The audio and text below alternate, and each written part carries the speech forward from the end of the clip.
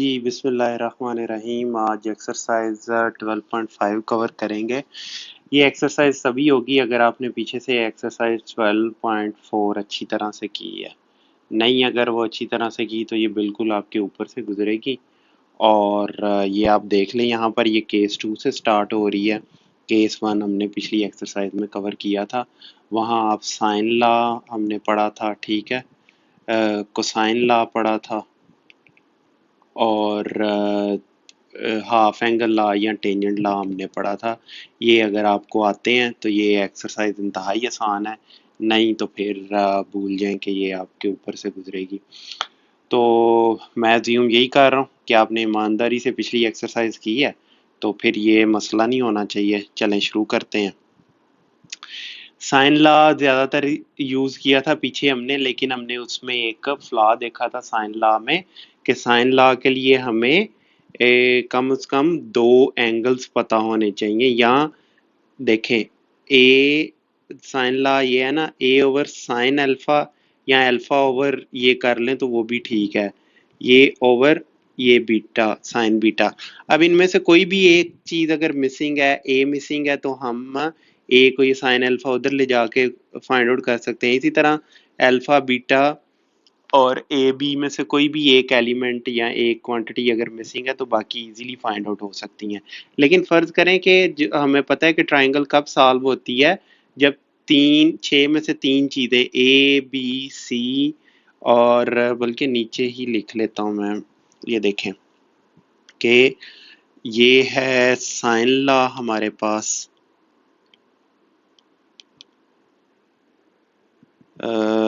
Sign alpha B over sine beta C over sine gamma. ये है हमारे पास साइन लॉ, ठीक है जी। अब आपको पता है कि ट्राइंगल में छह चीज़ें होती हैं, A B C alpha beta और गैमा। इनमें से कोई तीन हमें पता हो, एटलीस्ट वन, इसमें से कम एटलीस्ट वन हो। और इन दोनों में से तीन, छह में से तीन चीज़ें हमें मालूम हो तो हम ट्राइंगल सॉल्व कर सकते हैं। अब साइन लॉ लगाने के लिए ये देखें, इन दो को ले लें अभी, ठीक है। तो इसमें से आपको पता है कि ये तीन क्वांटिटीज यहाँ हमें पता होनी चाहिए, बी अल्फा और बीटा। लेकिन अगर किसी ने ऐसे किया हो, ए दिया हो, बी दिया हो और गैमा दिया हो, ठीक है, तो आपको कहा जाए कि जी अब फाइंड आउट करो, साइन लॉ लगाएं, नहीं लगेगा, ये जो मर्जी कर लें। आप इन दोनों को लेंगे तो यहाँ ए और बी दिया है, अल्फा और बीटा मिसिंग है, दो वेरिएबल्स मिसिंग है। आप इसको और इसको लेकर देख लें, ए और गैमा दिया हुआ है, सी और अल्फा मिसिंग है। आप इसको और इसको लगा लें, बी और गैमा दिया हुआ है, सी और बीटा मिसिंग है। तो इसका मतलब है कि ये लाल वहां लग ही नहीं सकता। लेकिन अगर आप वो देखें, कोसाइन लॉ देखें, तो कोसाइन लॉ में आपको अगर याद हो तो C square is equal to, इधर शायद कोसाइन लॉ भी ना लगे, A square plus B square minus 2ab cos gamma, ठीक है। तो ये भी नहीं इधर लगेगा। यहाँ पर ये देखें, काज अल्फा, सॉरी, हाँ सी काज बीटा। अच्छा, इसमें ये होना है कि करेंगे इस तरह कि C B C and alpha. तो अल्फा तो उसमें दिया हुआ है, हाँ गैमा दिया हुआ, सॉरी, ठीक है, ये लगेगा, सॉरी। ये ला आप देखें, यहाँ से सी कैलकुलेट होगा, मैं ऐसे ही काज गैमा की तरफ मेरा ध्यान जा रहा है कि ये कैलकुलेट करना, सॉरी, इसलिए कंफ्यूजन हो रही है, ठीक है। सी स्केयर, तो यहाँ से इसमें आप पुट करें तो हमें सी की वैल्यू मिल जाएगी, ठीक है। सी की वैल्यू जैसे ही मिलेगी तो साइन लॉ भी लग जाएगा, सी भी है हमारे पास, गैमा भी है, बी भी हमारे पास मौजूद है, तो बीटा भी फाइंड आउट हो जाएगा। और उसके बाद अब अल्फा इजीली फाइंड आउट हो सकता है। Alpha plus beta plus gamma is equal to 180 का फार्मूला लगा के। तो ये कम से कम ये साइन को साइन लॉ आपको वहां से स्टार्ट करना पड़ेगा। टेंजेंट लॉ लगा के भी आप इसको फाइंड आउट कर सकते हैं। कैसे? टेंजेंट लॉ में आप ये इसने बल्कि एग्जांपल इधर दी हुई है, ये देखें ए और बी है और ये बीटा है। और इसमें आपको पता है कि इसमें क्या होना है कि अल्फा प्लस गैमा किसके इक्वल होगा? इसके इक्वल होगा 180 माइनस बीटा के इक्वल होगा। तो ये एक इक्वेशन आ गई आपके पास। अल्फा अब हाफ से डिवाइड कर लें तो इसके इक्वल आ गया। अब ये यहाँ पर आप टेंजेंट लॉ लगा लें, ठीक है। टेंजेंट लॉ लगा के टेंजेंट अल्फा माइनस गैमा आपके पास आ जाएगा।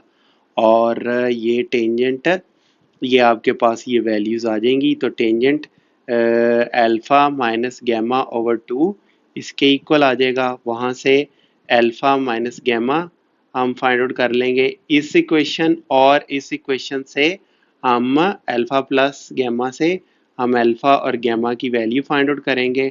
और यहाँ से साइन लॉ लगा के बाकी जो वैल्यूज हमें रिक्वायर्ड हैं वो फाइंड आउट कर लेंगे। तो कहने का मकसद है कि साइन लॉ की कुछ लिमिटेशंस हैं जिसको हम कोसाइन लॉ और टेंजेंट लॉ से पूरा कर सकते हैं। तो जहाँ इनकी ज़रूरत पड़ेगी इसकी, वो वहाँ इसी की ज़रूरत पड़ेगी। अब आप देखें यहाँ पर कोसाइन लॉ नहीं, आप साइन लॉ नहीं लगा सकते। अगर मैं आपको ये वैल्यूज़ दे दूँ ए बी एंड बीटा, तो अब आप इधर कोसाइन लॉ नहीं लगा सकते। अब यहाँ पर कोसाइन लॉ नहीं लग सकता क्योंकि अब दो वेरिएबल्स आपको नहीं पता, गैमा भी नहीं पता और आपको सी भी नहीं पता, ठीक है। तो उसका नतीजा क्या होगा? ये लॉ नहीं लगेगा, यहाँ पर अब साइन लॉ ही लगेगा। तो कम से कम दो ये लाज आपको ज़रूर इस्तेमाल पता होने चाहिए, तभी जाके ट्रायंगल पूरी की पूरी हल होगी। ये जो यहाँ पर टेंजेंट लॉ लगा के उसने किया ना, ये साइन और कोसाइन लॉ लगा कर भी सिर्फ हो सकता था, ज़रूरत नहीं था कि टेंजेंट लॉ लगाया जाए, ठीक है। कोई से दो लॉ मिल के तो ट्रायंगल का किसी भी कॉम्बिनेशन को हल कर सकते हैं। एक लॉ तीनों की तीनों सारी की सारी सिचुएशंस को हैंडल नहीं कर सकता, ठीक है जी। अब ये एग्जांपल उसने दी है, पैरेललोग्राम है, इंतहाई आसान है, फिजिक्स में आपने ये पढ़े ही होंगे। ये बिल्कुल ट्रायंगल की तरह, बस ये फोर्स है, फोर्स को वेक्टर से रिप्रेजेंट किया और बाकी ये ट्रायंगल बनती है और इसको बिल्कुल ट्रायंगल लेके उसी तरह सॉल्व करना है। बस ये है कि ये क्वांटिटीज फोर्स हैं, एक्चुअल क्वांटिटीज हैं, रादर के ये कोई साइड हों, ठीक है। तो उससे ये लगा के फिर साइन और कोसाइन लॉ लगा के जो भी यहाँ पर रिक्वायर्ड था, find the resultant force and also the angle, ये रिजल्टेंट फोर्स और ये एंगल फाइंड आउट करना है हमने। बी ए सी ये 45 था, बी ए सी ये एंगल हमने फाइंड आउट कर लिया, यहाँ पर ये मौजूद है, ठीक है। नेक्स्ट ये एक्सरसाइज है। एक्सरसाइज इंतहाई आसान है, फार्मूले आपको पता है, पीछे हमने देखे हैं, वो फार्मूले इस्तेमाल करें तो बहुत जल्दी से ये मतलब कर सकते हैं हम यहाँ पर फाइंड आउट इनको। तो मैंने सारे क्वेश्चन हल कर दिए हैं। वो कह रहा है कि इस ट्रायंगल को सॉल्व करें। देखें बी और सी है और उनके दरमियान वाला एंगल है, तो ये कोसाइन लॉ लगा कर आप यहाँ से ए फाइंड आउट कर लेंगे। ए फाइंड आउट किया, अब साइन लॉ लगा के बीटा और गैमा भी इजीली फाइंड आउट कर सकते हैं, ठीक है जी। अब मैं बिल्कुल अज्यूम कर रहा हूँ कि आपको फार्मूले आते हैं और आपको अब स्पून फीडिंग करने की ज़रूरत नहीं है। ये आपके सामने सोल्यूशन है, ठीक है जी। आपको इसके काबिल होना चाहिए कि आपको ये समझ आए कि यहाँ पर हो क्या रहा है। पिछली एक्सरसाइज बता दी, फार्मूले हैं, सिर्फ फार्मूलों की एप्लीकेशन है, आपके पास वेरिएबल्स पूरे हैं, तो अब कोई यहाँ पर आपको इशू नहीं है। हाँ, अब यहाँ पर मैंने क्या किया कि मैंने बजाय इसके कि खुद हल करता हाथ से जैसे यहाँ किया है, आपने इस तरह करना है। आपने अगर इस तरह किया है, ये सॉफ्टवेयर अभी नहीं मैं बता रहा कि ये किस सॉफ्टवेयर में मैंने किए हैं, उसकी वजह ये है कि मैं आपको चाहता हूँ कि आप हाथ से करें, ठीक है। सॉफ्टवेयर की रिक्वायरमेंट थी, और सॉफ्टवेयर में अल्फ़ा जाकर मैं ढूंढता रहता कहाँ है अल्फ़ा, मैंने उसे लिख ही लिया कि alpha is equal to this one. तो ये सॉफ्टवेयर अलाउ करता है ऐसे, ठीक है। यहाँ आपको बीटा वन नज़र आ रहा है। बीटा इसलिए नहीं है कि बीटा जो है इसका कीवर्ड है। कीवर्ड वो वर्ड होता है जो सॉफ्टवेयर ने अपने लिए रखा होता है। जैसे पाई एक कीवर्ड है सॉफ्टवेयर में, मैं पाई लिखूंगा ना,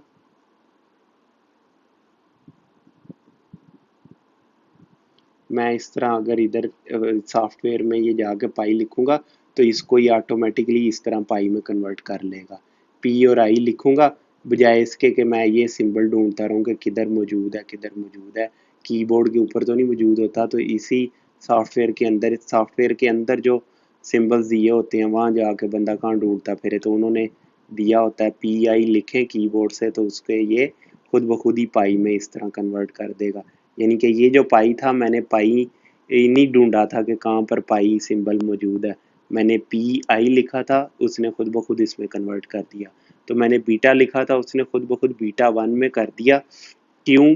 क्योंकि आप अगर किसी को इस तरह पाई साइन करेंगे ना 5, तो पाई तो ये उसने रिजर्व किया हुआ है इस पाई के लिए जो कि 22.7 होता है, तो ये फिर इसे पाई वन कह देगा कि 5 के इक्वल है, ठीक है। ये वेरिएबल पाई वन एक वेरिएबल हो जाएगा जो कि स्टैंडर्ड मैथ के पाई से डिफरेंट है। तो ये सॉफ्टवेयर की थोड़ी सी रिक्वायरमेंट है। मैंने क्या किया, बी लिया, ट्राइंगल सॉल्व करनी है, बी वो लिया तो उसने कहा कि अच्छा जी 20 के इक्वल है, सी 23 के इक्वल मैंने कर दिया। अल्फा मैंने उसे बताया, ये देखें 38 प्लस क्या किया मैंने, ये समझना कर क्या रहा हूँ इधर मैं, प्लस ये 20/60 करना चाहिए था, ज़्यादा क्लियर होता, लेकिन ये भी ठीक है।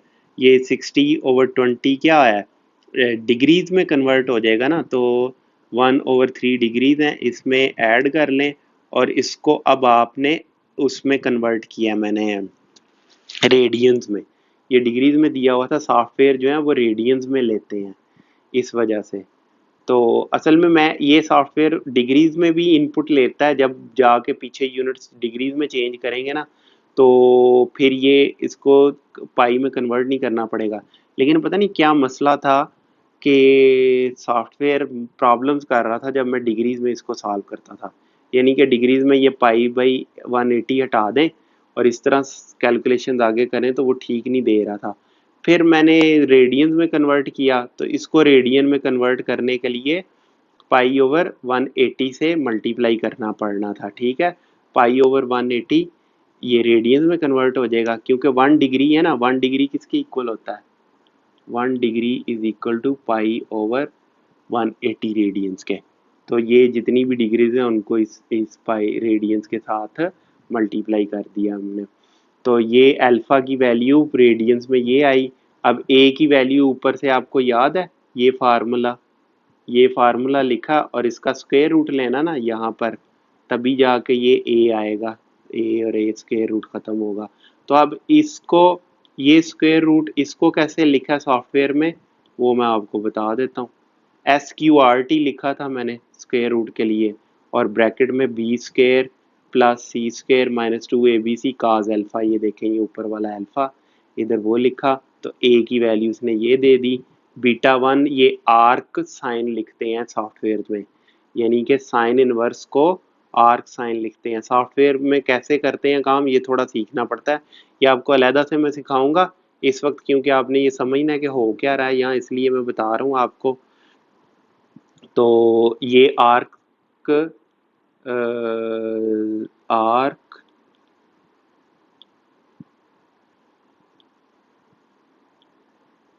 आर्क साइन जो है वो ये साइन इनवर्स के इक्वल है। चलें जी, और आगे B into sine alpha over A, B into sine alpha over A, B ये है ये, और ये साइन अल्फा और डिवाइडेड बाई ए की वैल्यू ये है, और बीटा वन अब रेडियंस में आया, ये सॉफ्टवेयर जब रेडियन में कर दिया सारा, तो जब आप इन्वर्स लेंगे तो ये रेडियन में वैल्यू आई है। इसको मल्टीप्लाई किया है 180 बाई पाई से, तो ये डिग्रीज में बीटा 1 मिल गया हमें। ठीक है, अल्फा, फिर वो बीटा, अच्छा हाँ, ये बिल्कुल वही था, ये बिल्कुल वही है। नीचे मजीद था ये गैमा। गैमा को कैलकुलेट करने के लिए क्या, pi minus 180 minus beta 1 minus alpha, क्योंकि ये सारे रेडियंस में थे, तो pi minus beta 1 minus alpha और फिर 180 बाई पाई से किया, तो वो डिग्रीज में कन्वर्ट हुआ है। ठीक है जी, ये आपके सामने सॉल्यूशन है। यही बिल्कुल यही फार्मूले थे जिनको मैंने इधर सॉफ्टवेयर में इस तरह अप्लाई किया है। इसका फ़ायदा मुझे ये हुआ कि मुझे बार बार डिफरेंट वैल्यूज़ नहीं पुट करनी पड़ी। एक ही दफ़ा मैंने 3 मुख्तलिफ तरीके के कर लिए और उनको यहाँ पर रखा और मैंने फाइंड आउट कर लिया। अब मैंने टेंजेंट के ज़रिए आपको एक क्वेश्चन सॉल्व करके दिया। ऊपर मैंने आपको एक कोसाइन से सॉल्व हाथ से करके दिया। इधर मैंने, क्योंकि आगे मैंने सारे तकरीबन सॉफ्टवेयर से किए हैं, तो इसलिए मैंने कहा कि एक इन आपको हाथ से कर दें ये टेंजेंट फार्मूले के ज़रिए। तो ये देखें, ए और बी और गैमा दिया, साइन फार्मूला इधर नहीं लग सकता। अब यहाँ आप कोसाइन लगाएंगे, कोसाइन लगाएंगे तो C square will be equal to A square plus B square minus 2ab cos gamma. तो वहाँ से सी की वैल्यू आ जाएगी, तो फिर आपको वो साइन लॉ लगा के बाकी आप वैल्यूज़ फाइंड आउट कर सकते हैं। लेकिन ये भी तो हमने सीखना ना, टेंजेंट लॉ जो हमने किया है, तो वहाँ से हमने देखा कि अल्फा प्लस बीटा किसके इक्वल होता है, 180 माइनस गैमा के। 180 माइनस 60 120 के, ये इक्वेशन 1 आ गई। यहाँ पर हमने इसको अगर आप 2 पे डिवाइड करें तो ये 60 डिग्री आएगा। यहाँ पर हमने ये देखें, ये वैल्यू पुट करके टेंजेंट इधर ये हाफ से डिवाइड होना था, क्या हो गया, इधर मैं लिख दूँ डिवाइडेड बाई 2, चले, और ये आ गई वैल्यू। ये टेंजेंट ला था, इसमें ये वैल्यूज पुट की, ये वैल्यू आई आपके पास, इन्वर्स लेके ये आ गई। और अल्फा माइनस बीटा ओवर 2 इसको किया। ठीक है, ये alpha minus beta minus 90 degree आ गया। ये क्वेश्चन 1 और ये क्वेश्चन 2, इनको मिला के अल्फा बीटा हमने फाइंड आउट कर लिया, यहाँ से हमने बीटा फाइंड आउट कर लिया, यहाँ से C over sine gamma is equal to A over sine alpha. ठीक है, C over sine alpha is equal to A over sine alpha हमने फाइंड आउट कर लिया। तो सी किसकी इक्वल आया, A into sine gamma over sine alpha. तो यहाँ से हमें ये सी की वैल्यू मिल गई जो कि 2.5 है। ठीक है, सी भी फाइंड आउट कर लिया, अल्फा बीटा ऊपर यहाँ से इक्वेशन 1 और 2 से हमने फाइंड आउट कर लिए। तो ये सॉल्व हो गया क्वेश्चन आपके पास। ठीक है, नेक्स्ट अब सॉफ्टवेयर मैंने यूज़ किया है, बिल्कुल वही फार्मूले हैं, मैं लिख देता हूँ। ये देखें,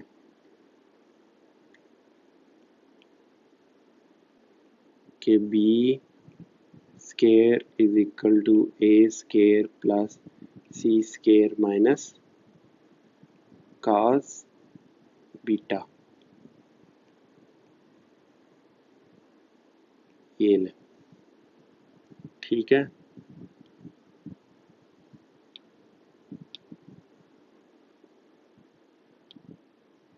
यहाँ पर इसका मतलब है कि साइन इनवर्स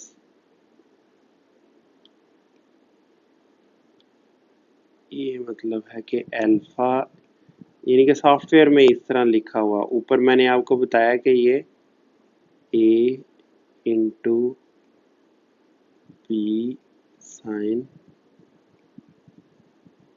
बीटा, इसका मतलब है कि gamma is equal to 180 degree minus alpha minus beta. चलें,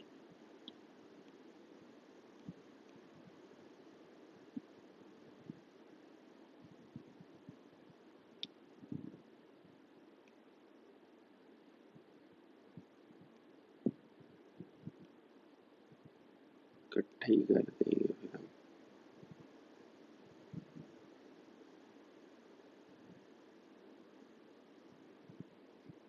ठीक है जी, ये इसका मतलब है। नेक्स्ट ये क्वेश्चन है, बिल्कुल ऊपर उन्हीं की तरह ये क्वेश्चन है, तो ये हम कर रहे हैं इधर। ठीक है जी, चलें।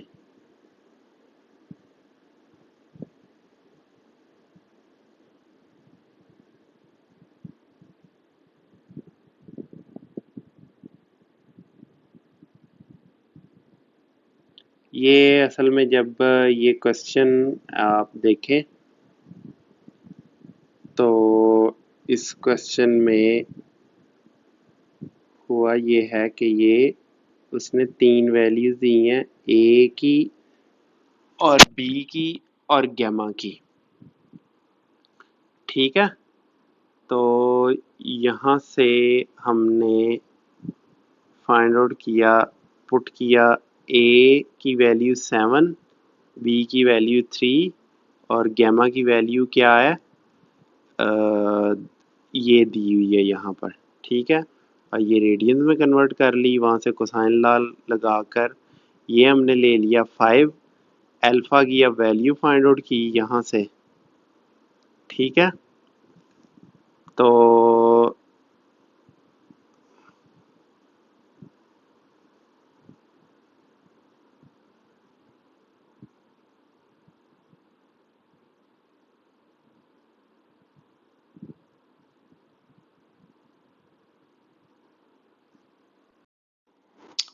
अच्छा जी, अब इस एग्जाम्पल में आपने ये देखना है कि बड़ी इंटरेस्टिंग सूरत हाल है इसमें एक, वो मैं अभी आपको बताता हूँ कि इधर हो क्या रहा है। ये देखें, ए 7 है, बी 3 है, गैमा ये है। तो यहाँ पर मैंने ए लिख दिया, यानी कि सॉफ्टवेयर में बी लिख दिया, 3 है, गैमा बता दिया, रेडियंस में कन्वर्ट कर लिया, वहां से मैंने कोसाइन लॉ लगा के सी कैलकुलेट कर लिया। यहाँ तक तो ठीक है। अब जब आपने अल्फा कैलकुलेट किया ना, ये देखें 2 से मल्टीप्लाई हो रहा है और आर का मतलब है साइन इनवर्स, यानी कि ये फार्मूला है, ये इधर इम्प्लीमेंट किया है। साइन इनवर्स है जो, यानी कि साइन अल्फा, ये अल्फा वाला वो वाला फार्मूला लगा हुआ है ना, लॉ ऑफ साइन है। साइन अल्फा इज ओवर ए, ये इधर ले आए साइन अल्फा हो जाएगा, ये इधर ले जाए ओवर ए साइन गैमा ओवर सी। ठीक है, तो अल्फा क्या होगा, साइन इनवर्स ए इंटू साइन गैमा ओवर सी। अच्छा, अब जब इसका इन्वर्स करेंगे ना तो आंसर आया था 60 डिग्री। तो 60 डिग्री पे जो वैल्यू होती है वही वैल्यू 120 डिग्री पे होती है। तो ये दो वैल्यूज आई हैं इसकी। इस केस में क्यों दो ली हैं वो मैं आपको बताऊंगा। तो इस केस में 60 वाली वैलिड नहीं आती, 60 वाली से आंसर वैलिड नहीं आता। 60 पहला केस है कि हम 60 एंगल 60 डिग्री ले लेंगे इधर। ठीक है, ये देखें, ऐसे लिख लें,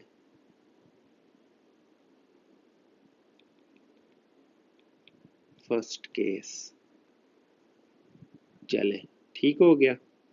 और यहां लिखें सेकंड केस।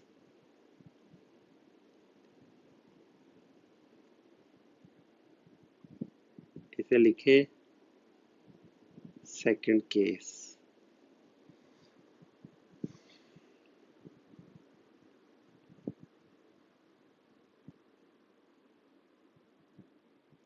अच्छा, अब जब एंगल 60 डिग्री है तो गैमा भी हमें पता है और हमें बीटा भी, गैमा भी पता है, तो बीटा हम इजीली फाइंड आउट कर सकेंगे ना। Beta will B 180 degree minus 60 degree minus 38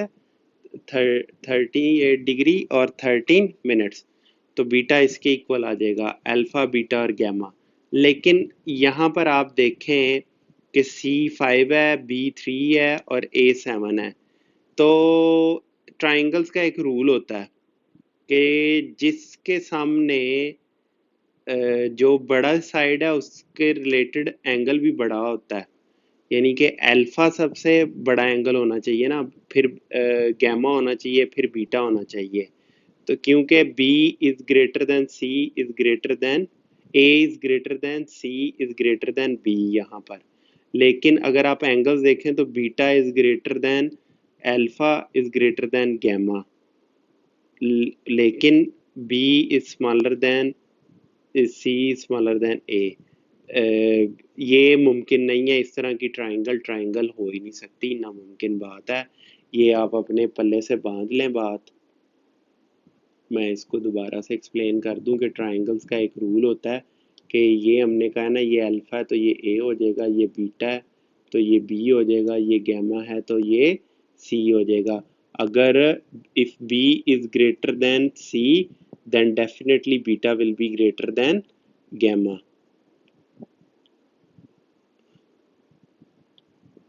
ये इस तरह आप लिख लें।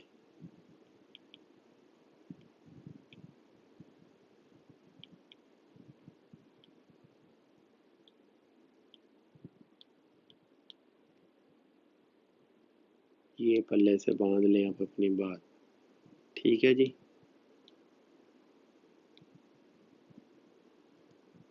चलें, अब आपको समझ आ गई होगी। अब जब आप दूसरा केस लेंगे ना अल्फा का, इसमें क्योंकि इनवर्स जब मैंने लिया था ना, इनवर्स, तो इसको इधर भी लिख दें। ये देखें नीचे, ये 2 से इसलिए मल्टीप्लाई किया है कि सॉफ्टवेयर ने तो 60 डिग्री लेना था ना। ठीक है, सॉफ्टवेयर ने तो उसको जब इन्वर्स लिया तो उसने 60 डिग्री लेना था, लेकिन हमें तो 120 डिग्री चाहिए था, तो मैंने 2 से मल्टीप्लाई कर दिया। तो ये आ गया अल्फा 120 डिग्री के इक्वल आ गया। और जब 120 डिग्री से आप रख के इसे कैलकुलेट करेंगे तो alpha will be greater than gamma will be greater than beta, A will be greater than C will be greater than B, फिर ये ठीक आ जाता है। ठीक है, ये बस आपने इसका ध्यान रखना है। और ये यहाँ सॉफ्टवेयर से मैंने इसको वेरीफाई कर लिया। ये आप देखिएगा इसको, ये क्वेश्चन ट्रिकी था काफ़ी, बाकी बहुत इजी क्वेश्चन हैं आपके सामने है। ये ए बी और सी, तो सी हम फाइंड आउट कर लेंगे इस फार्मूले से, और अल्फ़ा साइन लॉ लगा के फाइंड आउट कर लिया, और अल्फ़ा और गैमा पहले ही हमें पता है। ठीक है, ये तो बिल्कुल वही है, नीचे ये आ नहीं रहा था तो उसके लिए मैंने इसको दोबारा एक और पिक्चर ली है। तो ये देखें, ये बीटा है। ठीक है,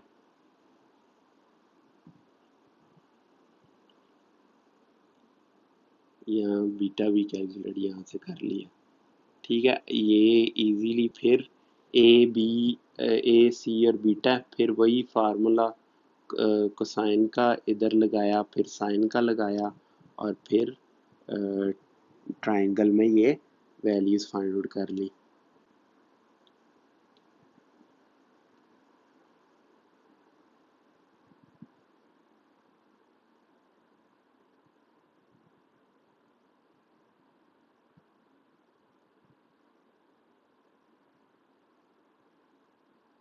ये ले, कुछ इस तरह का होगा। ये बीटा है, ये अल्फा, ये गैमा, ये C101 है, बीटा 80 डिग्री है बी के साथ। बी किसके इक्वल आएगा, बी 124 के 0.85 के इक्वल है। अल्फा अल्फा ये सामने है, और अल्फा विल बी अल्फा डिग्रियों में ये है 47.19 डिग्री। ठीक है जी। गैमा इसके इक्वल है 52.8 डिग्री, और गैमा एल हमने ए किसके इक्वल है 93 डिग्री के। ये ट्राइंगल सॉल्व हो गई है। ठीक है जी। 74 और 62, ये भी हम ट्राइंगल देख लेते हैं।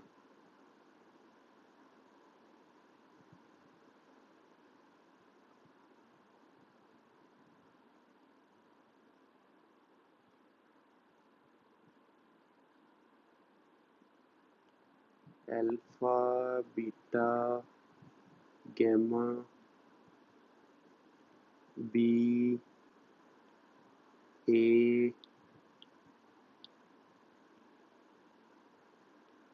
सी, beta is 62.5, alpha is alpha किसके इक्वल है जी, 42 और 55 डिग्री, बी किसके इक्वल है 14.8, सी है 16.1, गैमा है 74.76, चले जी।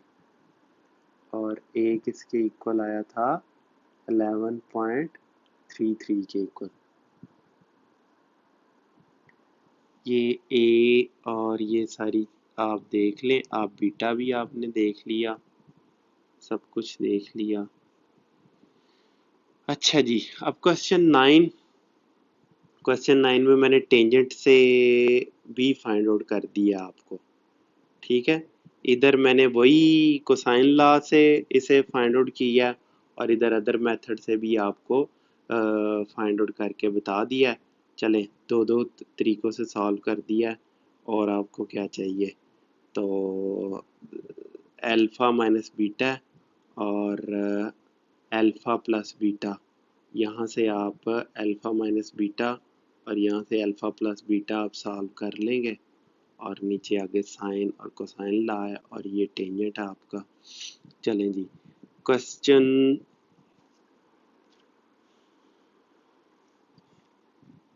10 है। अच्छा जी, ये मैंने अब ऑफ कोर्स आपने हाथ से इनको सॉल्व करना है। सॉफ्टवेयर में अगर आप सॉल्व करें भी तो फिर भी आप हाथ से ज़रूर कीजिएगा सॉल्व, क्योंकि पेपर में आपको हाथ से सॉल्व करना पड़ेगा। मैंने यहाँ पर ये कर दिया और ये मैं आपको इसीलिए अभी नहीं बता रहा, ना मैं सॉफ्टवेयर आपको बता रहा हूँ ये कौन सा है और ना मैं आपको सिखा रहा हूँ ये सॉफ्टवेयर कि ये किस तरह सॉल्व करना है। इसके लिए मैं अलहदा से सीरीज़ बना दूंगा, वो आपने परेशान नहीं होना। मे बी ये आज 16 अप्रैल 2021 को ये रिकॉर्ड करवा रहा हूँ। आज से 4-5 साल या बाद आप जब ये देखें इस चैनल पर ये वीडियो, तो इंशाल्लाह ताला उम्मीद है कि तब तक मैं ये सॉफ्टवेयर पे काफ़ी वीडियोस बना के आपको सिखा चुका हूँगा। सॉफ्टवेयर ज़रूर ये सीखें, इसको इस्तेमाल भी करें, लेकिन हाथ से प्रैक्टिस ज़रूरी है पेपर पॉइंट ऑफ व्यू के लिए, ठीक है जी। तो सॉफ्टवेयर में एंटर करने की चीज़ें थोड़ी बहुत अपनी रिक्वायरमेंट्स होती हैं, जैसे कि मैंने ऊपर यहाँ पर 2 से मल्टीप्लाई किया था ताकि 120 डिग्री आंसर आ जाए। तो वैसे इधर 2 से मल्टीप्लाई करने की ज़रूरत नहीं है, क्योंकि हमें पता है जब इन्वर्स लेते हैं तो 60 और 120 ही आता है। ये दो वैल्यूज़ पर ये सेटिस्फाई करता है। तो इस तरह के छोटे छोटे ट्रिक्स जो है वो लगाने पड़ते हैं सॉफ्टवेयर में एंटर करने के लिए, ठीक है। Computer doesn't think the way we think, computer doesn't understand the way we understand, ठीक है। तो कंप्यूटर को चीज़ें बताने के लिए फिर थोड़ी बहुत रद्दोबदल करनी पड़ती है, ज़्यादा नहीं, थोड़ी बहुत। बी सी अल्फ़ा को बदल दिया रेडियंस में, ए की वैल्यू कोसाइन लॉ से, बीटा की वैल्यू साइन लॉ से फाइंड आउट कर ली, बीटा और गैमा की वैल्यू ट्राइंगल के वो सम के जो एंगल्स का सम 180 पर होता है वहाँ से ये फाइंड आउट कर ली है, ठीक है जी। अब फिर ये क्वेश्चन आ रहा है कि टू फोर्सेस हैं 40 और 30 न्यूटन की, represented by A, B and B, C which are inclined at an angle of इतना, ठीक है। Find A C the resultant of A B and C, बिल्कुल यही वाला क्वेश्चन है, ठीक है, ये आपने फाइंड आउट करनी है। यहाँ पर बस ये था कि इसकी हाँ पहले ये सॉरी ये क्वेश्चन नीचे है, ये 11th क्वेश्चन है। Measure of two sides of a triangle are in ratio 3 and 2, they include an angle of measure इतना, find the remaining two angles. वो कह रहा है कि दो एंगल्स, दो साइड्स हैं, उनकी दो ट्राइंगल्स हैं, उनकी साइड जो है ना वो 2 और 3 की रेशो में है, तो बाकी एंगल्स बताओ। तो बात कहने का मकसद ये है कि जो रेशो है 2 और 3, तो आप उन्हें 2 और 1 ही ले लें और बाकी आप समझे ए ये है रेशो इनकी। तो हमने क्योंकि साइड्स तो फाइंड आउट नहीं करनी, तो कोई ज़रूरत नहीं है हमें इस चक्कर में पड़ने की कि इनकी एक्चुअल वैल्यूज़ क्या हैं। आप 1 1 ही अज्यूम कर लें कि ये दोनों असल में इस रेशो में ना ए और बी, यानी कि जब इनकी रेशो लेंगे आप ए की जगह कोई और वेरिएबल लिख लें, एक्स लिख लें, आप एक्स और एक्स लिख लें ए की जगह पर, तो उसका नतीजा ये होगा कि जब आप इनकी रेशो लेंगे तो 2 और 3 की रेशो में ये आपस में होंगी। ठीक है, तो अब वो कह रहा है कि एंगल हमने फाइंड आउट करना है, तो A3 के इक्वल आ गया, A2 के इक्वल भी लिया जा सकता था, उस केस में फिर B3 हो जाना था। ठीक है, और गैमा ये यही रहना था कि उनके जो बिटवीन है एंगल उसे गैमा कह लें, या अगर आप इसको बी और सी कहते तो फिर ये अल्फा होना था। यानी कि नंबरिंग आप मतलब इनके ये आपने ध्यान रखना है कि इन बिटवीन एंगल उसने कहा है, इन दोनों के दरमियान फिर जो एंगल होगा ये वाला गैमा होगा। गैमा के सामने क्या होता है, सी होता है। तो ए और बी उसने कहा है कि इस रेशियो में है, तो फिर इसका मतलब है ये ए है और ये बी है, और फिर इसका मतलब है ये अल्फा है, और फिर इसका मतलब है ये बीटा है। ठीक है जी, तो यहाँ से हमने फिर ये वैल्यूज़ फाइंड आउट कर ली, अल्फा और बीटा। पहले वही कोसाइन लॉ लगा के सी फाइंड आउट कर लिया, वहाँ से अल्फा फाइंड आउट कर लिया, और अल्फा से ये बीटा और ये फाइंड आउट कर लिया। चलें जी,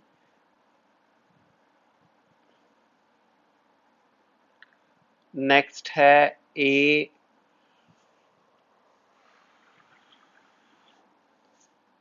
ये कह रहा है two forces 40 Newton and 30 Newton are represented by A, B and B, C, which are inclined at an angle of 140 degree and 25 seconds हैं ये।